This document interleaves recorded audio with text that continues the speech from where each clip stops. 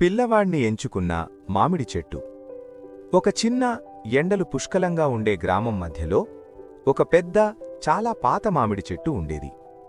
దాని కాండం బలంగా ఉండేది.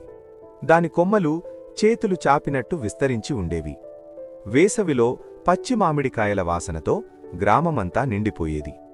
కాని ఆ చెట్టులో ఒక విచిత్రం ఉండేది. ప్రతి సంవత్సరం అది బాగా పూసేది.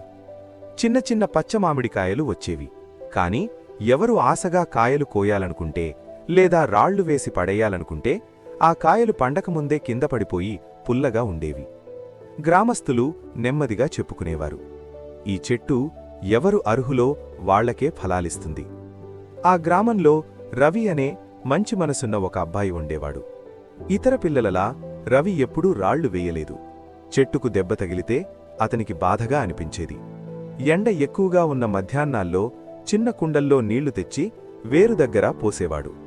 వేరు దగ్గర ఉన్న ముళ్ల మొక్కలు తీసేవాడు. మేకలు చెట్టు తొక్క తినకుండా తోలేవాడు. కొన్నిసార్లు చెట్టు నీడలో కూర్చుని నెమ్మదిగా ఇలా చెప్పేవాడు, ఎండనుంచి మమ్మల్ని కాపాడినందుకు ధన్యవాదాలు. పెద్దవాళ్లు అతని అలవాటును చూసి నవ్వేవారు. కాని రవి పట్టించుకోడు. ఒక నిశ్శబ్దమైన మధ్యాహ్నం గ్రామమంతా విశ్రాంతిగా ఉన్నప్పుడు రవి చెట్టు కింద కూర్చుని తన చిన్న పాఠ్యపుస్తకం చదువుతున్నాడు. అప్పుడు ఒక మెల్లని శబ్దం.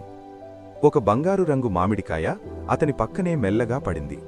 రవి ఆశ్చర్యంతో పైకి చూశాడు. అది పూర్తిగా పండినది. ఎండలో మెరిసిపోతోంది. అతను దాన్ని ఎత్తుకోగానే ఇంకొక కాయ పడింది. తరువాత ఇంకొకటి. ఇంతలో ఇతర పిల్లలు పరిగెత్తుకుంటూ వచ్చారు. అప్పుడే కాయలు పడటం ఆగిపోయింది. గ్రామస్థులు ఆశ్చర్యంతో చూస్తున్నారు. అప్పుడు వాళ్లకర్థమైంది, ఆ చెట్టు మాయాజాలం కాదు, ఎందుకంటే అది ఫలాలిచ్చింది. అది మాయాజాలం ఎందుకంటే అది మంచితనాన్ని గుర్తించింది. ఆ రోజునుంచి పిల్లలు రాళ్లు వేయటం ఆపేశారు. చెట్టుకు నీళ్లు పోయటం మొదలుపెట్టారు. అప్పటినుంచి ప్రతి వేసవిలో మామిడికాయలు ఇంకా తీయగా పండాయి. నీతి: మంచి మనసున్నవారికి ఉత్తమమైన బహుమతులు దక్కుతాయి. చూసినందుకు ధన్యవాదాలు.